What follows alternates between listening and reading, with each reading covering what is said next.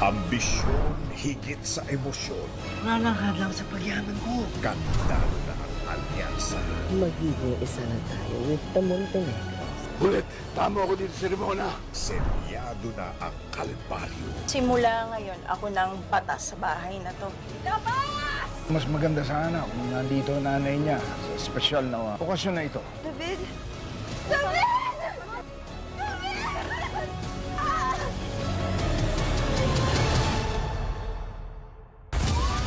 At sa gitna ng bakbakan, Takol! Pagsusukol tayo! Nakipagsabayan tayo! Tara! Dito!